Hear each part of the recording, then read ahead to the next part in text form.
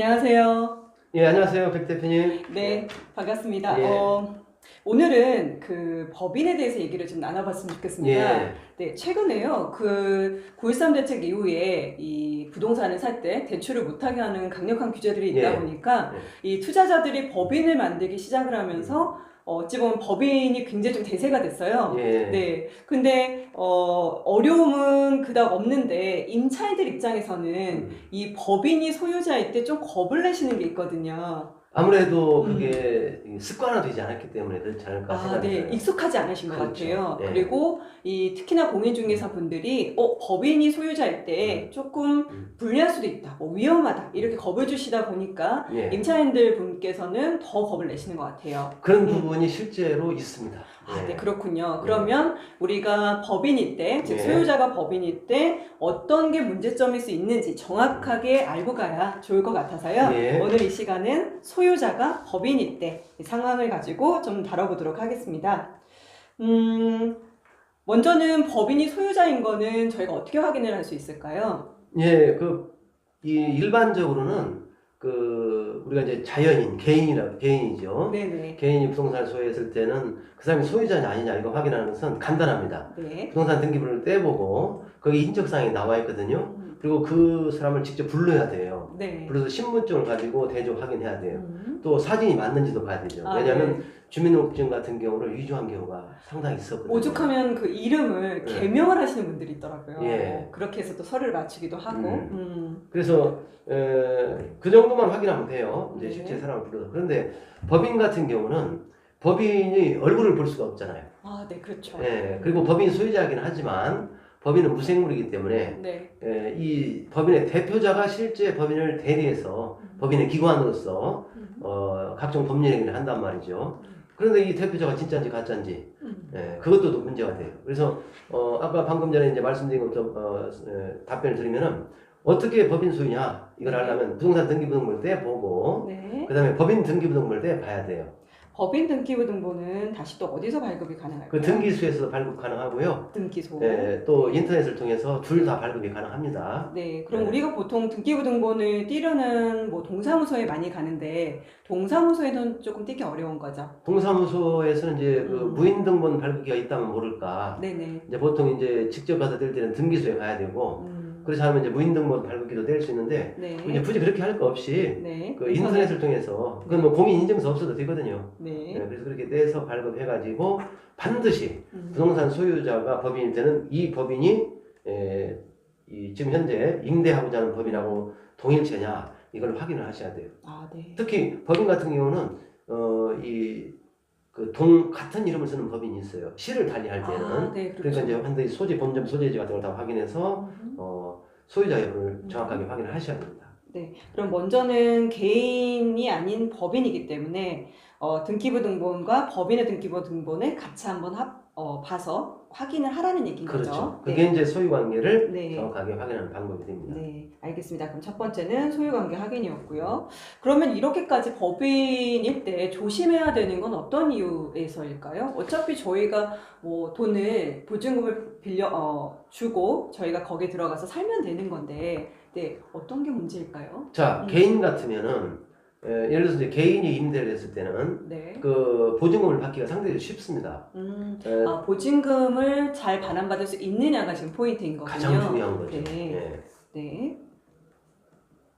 그럼 법인일 때 보증금을 돌려받기가 더 어렵다는 얘기신 건가요? 네, 그 차이점을 한번 제가 말씀드리면은 일단 임차인 입장에서는 존속 기간이 끝나서 나가야 되는데 네. 보증금을 돌려주지 않으면 우리 앞에서도 한번 잠깐 말씀이 나왔지만 임차권 등기를 하고 네. 나가는 방법이 있다고 했어요. 네네. 그러나 전국적으로 이제 보증금을 돌려받으려면 그 임차 부동산에 대한 경매 신청을 해야 돼요.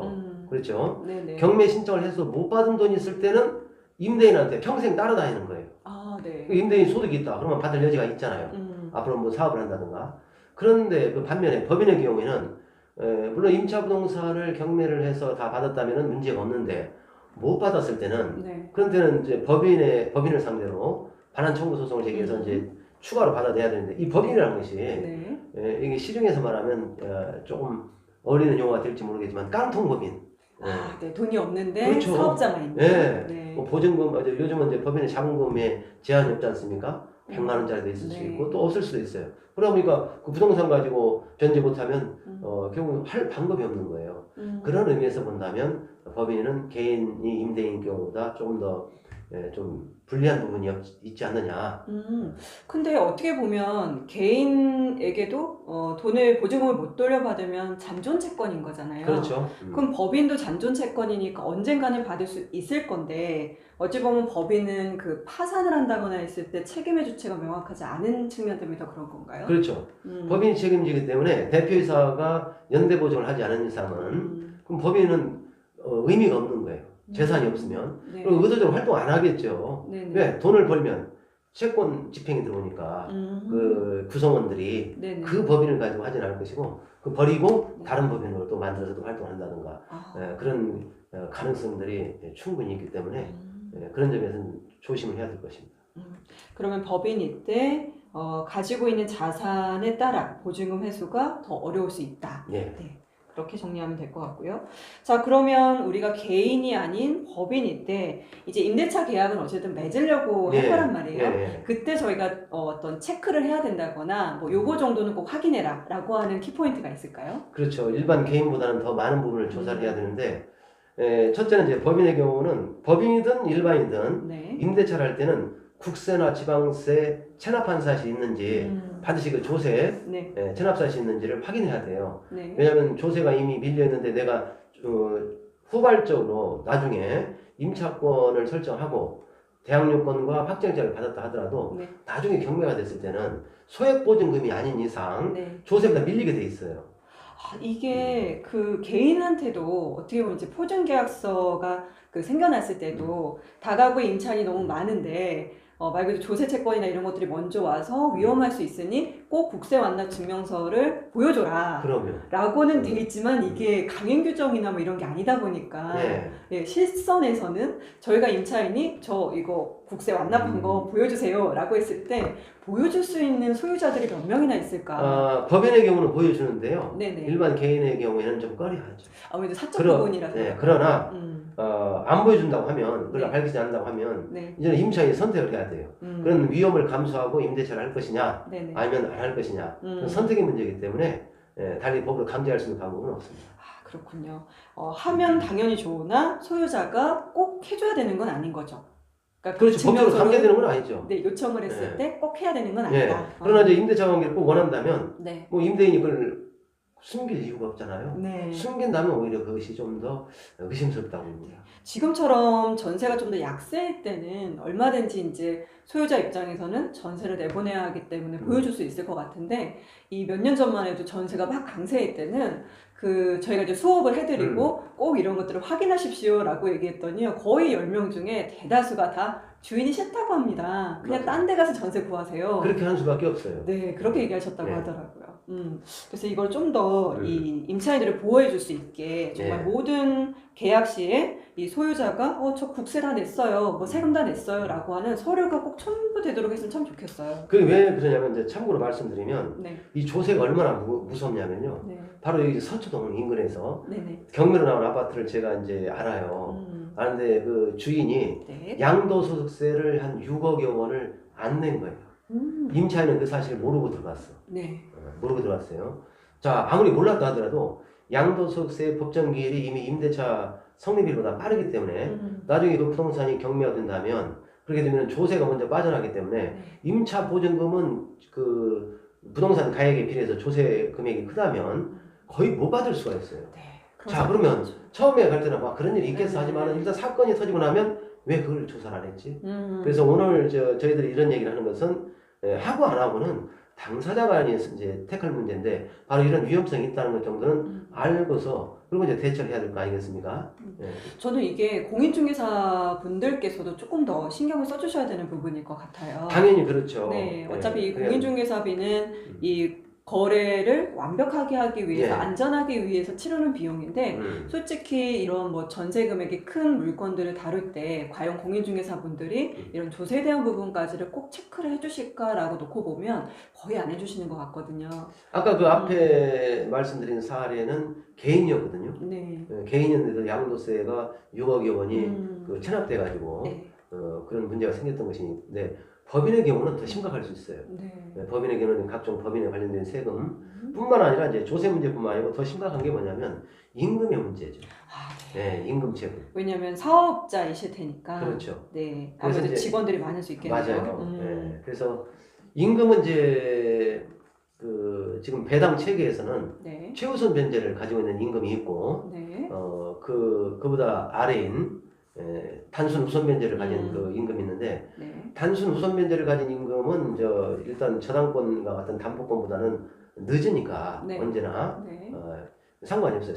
선행적으로 뭐 가압류를 해다든가 그러면 이제 문제가 달라지는데 그런 게 아닌 이상은 순위대로 받는다는 임금 거니까. 중에서는 최우선 변제 받는 임금이 있을 수 있다. 이게 얼마냐? 근로자들이 만약에 10개월치 월급을 밀렸다면은 네. 그중 최종 3개월분의 네. 임금. 네. 그러니까 예를 들어서 월급을 최근에 월 300만 원씩 받았다. 음. 그러면 최종 3개월이라면 900만 원이잖아요. 네. 그 임금하고 퇴직급여. 퇴직급여 중에서는 최종 3년분의 퇴직급여. 네. 그거에 대해서는 최우선 변제를 받을 수 있어요. 퇴직급여가 1년이 이제 보통 한 달치 월급이기 때문에 그렇게 계산한다면 야 자칫 잘못했다가 근로자 한 명당 최종 6개월분의 임금만큼은 네. 이거 먼저 빠져나갈 수 있다. 네네네. 그렇기 때문에 그 근로자 수가 많다고 했을 때는 이거 상당히 좀 심각한 거 아니겠습니까? 네. 그래서 법인의 경우에는 그 근로자 수나 이런 것들도 파악을 해보는 게 필요해요. 아, 네. 더 심각한 건 네. 지금 밀린 게 없다 하더라도 나중에라도 밀리잖아요. 그러면 그것이 최우선 변제의 대상이 된다는 것이 더 큰 문제인 거예요. 이게 더 무서운 건 금액이 얼마인지를 알 수 없는 게 더 무섭더라고요. 그렇죠. 네, 드러나지 않으니까 이게 얼마야 하고 딱 벌써 이제 확인이 가능하면 얼마든지 그것만큼은 떼고 입찰을 한다거나 하면 좋은데 앞에 있는 건지도 모르겠고 얼마인지도 모르겠고 이거는 경매에 있어서 그게 항상 위험해요. 그래서 네. 그런 이제 임금 대장 회사가 보유하고 있는 임금 대장에는 그런 내용들이 나와 있을 텐데 우리는 알 수가 없잖아요. 네. 그러니까 이제 계약을 체결할 때 그런 내역들이 있는지 이런 걸 한번 좀 확인해보고 네. 그렇게 오히려 국세, 지방세 이런 세금 부분은 하기 쉽죠. 완납증명서를 달라 그럼 네. 가능하겠는데 네. 참 이거 체불임금은 쉽지는 않겠네요. 맞아요. 그러나 어쨌든 이런 문제가 있다는 것을 알고 네. 있어야 네. 피해를 최소화시킬 수 있잖아요. 그죠? 네. 그러면 이제 임차인의 입장도 있겠지만 어찌 보면 저희가 이 경매인이니까 경매로서 뭐 아파트, 공장 뭐 이런 것들을 이 투자 목적으로 사시는 분들이 있을 건데요. 소유자가 법인이었어요. 그러면 이제 지금처럼 어떤 배당의 문제 때문에 임차인들이 돈을 못 받아갈 수도 있는 상황은 일단 먼저 체크를 해야 될 테고요. 또 다른 어떤 그 숨어져 있는 권리 혹은 리스크 있을 수 있을까요? 자, 금방 이제 경매 쪽에다가 이제 비춰보면 네. 이런 문제가 생기는 거죠. 선순위 임차인이 없으면 낙찰받은 사람은 뭐 임차인은 신경 안 써도 돼요. 다 보증을 받든 못 받든. 네. 그런데 법인 소유 부동산에 선순위 임차인이 있다. 대항력을 갖춘 그런 경우에는 설령 그 임차인이 배당 요구를 했다 하더라도 아까 말씀드린 임금 채권이나 또는 그보다 앞선 조세 채권이 빠져나가 버리면 그렇게 되면 결국 임차인이 배당을 못 받거나 덜 받는 경우가 생길 거 아니에요. 그 부분을 낙찰자가 인수하기 때문에 그런 점에서 매우 주의를 요하는 부분입니다. 아, 그렇군요. 그러면 이제 그거는 임차인 분석에서 좀 책임을 져야 될 부분일 거고요. 그렇죠. 어떤 소유권을 가져오는 부분에 있어서도 있을 수 있을까요? 예전에 제가 한번 이제 병원 건물을 입찰을 하려고 보니까 이게 법인 재단이더라고요. 이럴 경우에는 뭔가 좀 더 다양한 문제점이 있을 것 같은데. 그렇습니다. 네네. 그래서 이제 임대차 계약을 체결할 때도 그런 점을 주의해야 되는데 네. 재단법인의 경우에는 그 재산을 처분할 때 네. 처분할 때에는 주무관청에 허가를 받도록 돼 있어요. 여기서 얘기하는 주무관청이라고 하면 병원 같으면 이제 예를 들어서 이제 보건복지부가 되겠죠. 그렇죠. 네. 네. 또 일정 부분은 이제 시도에 위임된 사항도 있어요. 거기서 네. 관장한 사항이 있어요. 그래서 주무관청에 허가를 받아야 되는데 그 만약에 받지 못하면 어떻게 하는가? 처분행위는 무효가 돼요. 그래서 아까 그 재단법인인 병원 얘기를 했잖아요. 네네. 그러면은 그건 보건복지부 관할일 가능성이 높죠. 네. 이제 병원이니까. 그래서 그 처분을 할 때는 개인 소유는 상관이 없어요. 네. 근데 재단법인일 때는 우리 민법상 주무관청의 허가를 받아라. 음. 왜 그렇게 되느냐? 재단법인 같은 경우는 재단법인 소유 부동산을 처분할 때 네. 정관을 바꿔야 돼요. 근데 이 정관을 변경할 때는 주무관청의 허가를 받아야 돼요. 그러니까 결국 연결해서 말하면 결론은 법인이 부여하고 있는 그 기본 재산을 처분할 때는 주무관청 허가가 필요하구나. 이렇게까지 그 허가를 이제 마다해야 할 정도로 어떤 이유가 있을까요? 왜냐하면 재단법인 같은 경우는 국가로부터 이 음. 보조를 받지 않습니까? 음. 네, 그런 부분들 때문에 의무도 부과한 것입니다. 아, 우리 학교 같은 것도 마찬가지고 네네. 이제 전통사찰 있잖아요. 네네. 똑같아요. 각 관련 법에 보면 사립학교법 또는 전통사찰 보존에 관한 문제를 보면 그 함부로 처분 못하도록 되어 있어요. 네. 기본재산은. 네. 네. 그러니 학교재단이든 이런 의료재단이든 네. 모두 다 어떤 공공성을 띠고 있다 그리고 보니 보조를 받기 때문에. 함부로 네. 그러니까 함부로 팔지 못하게끔 하고 이제 어떤 들여다보는 과정인 거군요. 그렇죠. 네. 근데 그때 이제 병원은요 말 그대로 이제 그 그러니까 주무관청에서 허가를 안 내주는 거예요. 그러니까 적법하게 팔린 게 아니다. 그러니까 말하자면 복잡할 수는 있지만 A였던 건물이 B에게 팔린 거예요. 근데 하필이면 요 B가 경매가 나온 거죠. B 소유일 때. 그러니 이거는 주무관청에서 허가를 하지 않았기 때문에 낙찰자가 나오더라도 다시 원래인 A한테 가 있는 게 맞지 않냐라고 하는 사건 때문에요. 이게 계속 경매가 치러질 수는 없고 또 채무자는 채무자대로 돈을 돌려받을 수는 없고 뭐 이런 아주 복잡한 건들이 있었거든요. 예, 맞아요. 아 이게 생각보다 좀 쉽지 않군요. 재단법인은 그래서 조심해야 돼요. 그러면 좀 전에 얘기해 주신 것처럼 병원, 학교, 뭐 또- 유치원 같은 경우 네네. 법인인 유치원. 그럼 어떠면 국립유치원에 가까운 아니 사립도 가능한가요? 국립은 당연히 처분이 안 되니까 네네. 국공립은 사립 유치원 중에서 재단법인으로 운영하는 경우가 있어요. 네. 그건 이제 사립학교법의 규정을 받기 때문에 네네. 그 기본재산, 뭐 예를 들어서 그 부지나 건물 처분해 보면 유치원이 그게 없어지잖아요. 아 그렇죠. 네. 아 그 그렇군요. 보조를 받잖아. 네. 전에도 그래서 이제 유치원 문제가 사회적으로 크게 문제된 것이 네. 불법적으로 막 대출 받고 뭐 하고 하다 보니까 이제 이런 문제가 생기는 거예요. 그래서 그걸 차단시킨다고 하는데도 그걸 어기고 예를 들어서 뭐 임대를 하거나 돈을 빌려 썼다가 안 갚아가지고 가압류가 들어오거나 이래서 그 기본 재산을 훼손시킬 수 있는 네. 그런 염려들이 많이 발생했고 실제 그런 사태까지 벌어진 경우도 상당히 있었죠. 아 그렇군요.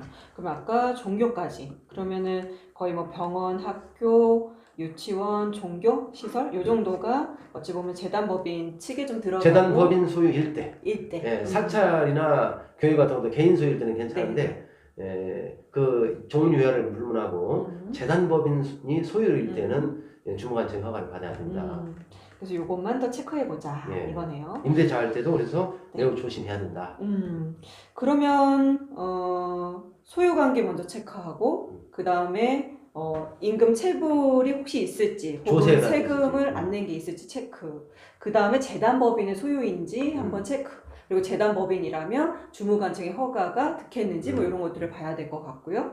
그 다음에 이제 법인인 경우에 예를 들자면 법인은 요즘처럼 1인 법인도 있지만 뭐 이사나 소유자가 여러 명일 수도 있는 그런 주주들이. 주주들이 이사들이 그럴 때에 예를 들자면 한 사람이 대표격으로 해서 임차를 맺었는데 다른 사람들은 아니다 우리는 한 적 없다 뭐 이럴 수도 있을까요?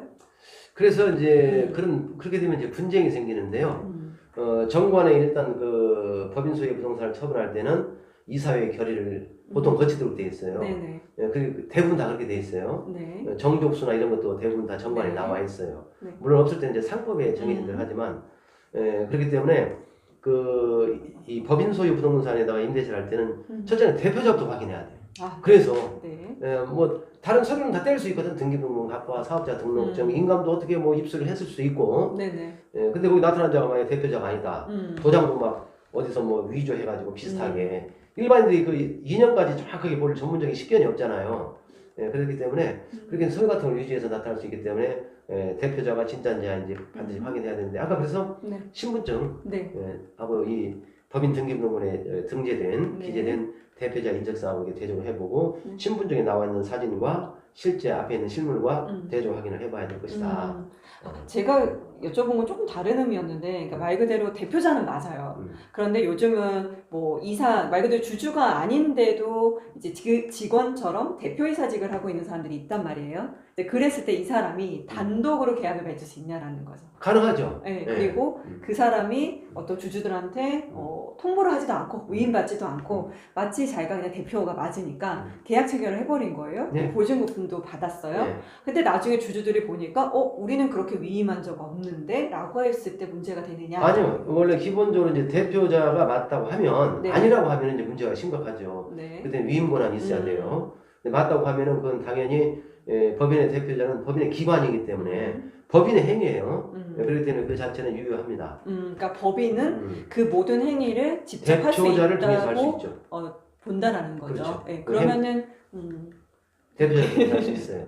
아, 다만 내부적으로 나중에 뭐 대표자가 방금처럼 네. 뭐 권한 없는 행위를 했다 어쩌다 네. 이렇게 할 수 있으니까 네. 반드시 정관을 좀 봐야 되고 그 다음에 이사회의 결의서를 회의록 내지는 결의서 꼭 첨부하도록 하는 것이 그런 분쟁의 씨앗을 없앨 수가 있어요. 어찌 보면 아주 자그마한 부분일 수는 있겠지만 그거조차도 좀 의심스럽고 걱정이 되시면 이사의 결의서 같은 걸 보자라는 네. 얘기신 거네요. 네, 정관도 가져와가라, 이사회 결의서도 가져와라. 네. 자 이러다 보면 임대차가 좀 힘들어지겠지만 네. 그러나 그걸 생략하고 했다가 모험을 거는 것보다는 그런 완벽한 절차를 통해서 하는 것이 보다 안전한 것이다. 네. 조세도 확인하고 근로자 규모수나 체불임금 이런 걸 확인하는 취지는 만약 경우를 대비해서 하는 것이기 때문에 꼭 확인하는 것이 필요하고 그게 여의치 않다면 저 같은 경우는 임대차 안 하는 게 좋을 것 같아요. 그런 거 협조 안 해주는데 임대차를 하면 안 되죠. 근데 이게 현실적으로 쉽지 않더라고요. 현실이 그렇다고 쉽지 않다 하더라고. 위험을 무릅쓸 수는 없잖아요. 그죠? 그러니까 이게 기분이 상해버리시더라고요. 그러니까 왜 그런 걸 자꾸 요구하냐 뭐부터 시작해서 우리나라 사람들은 이게 정말로 공식적으로 요청을 할 수 있는 서류임에도 불구하고 마치 그런 서류를 제출해달라 그러면 나를 못 믿냐, 뭐 사기친다고 생각하냐, 뭐 이렇게 화를 내버리시니까. 그런 분들도 있는데요. 이제 네. 최근에는 이미 법인을 소유해서 부동산을 취득하거나 임대 사업을 하거나 이런 분들은 이미 그 마음이 다 열려 있고 그래서 그런 것은 예전보다는 훨씬 좀 개선됐다고 저는 봅니다. 그랬으면 좋겠는데 그렇지도 않더라고요. 아무튼 그러면 법인으로 사업을 하고 계시는 분도 예. 또 그것을 빌미로 임차를 하시려고 하시는 분도 또 예. 공인중개사도 예. 이 모두 다 어찌 보면 이 기본적인 내용들을 모두 예. 다 습득만 하고 계시다면 예. 별 문제가 없을 것 같아요. 예, 네. 그렇죠. 알겠습니다. 오늘 이 법인이 소유자일 때 어떤 것들을 체크해야 되는지를 한번 살펴봤습니다. 예. 네, 감사합니다, 대표님. 수고하셨습니다. 네.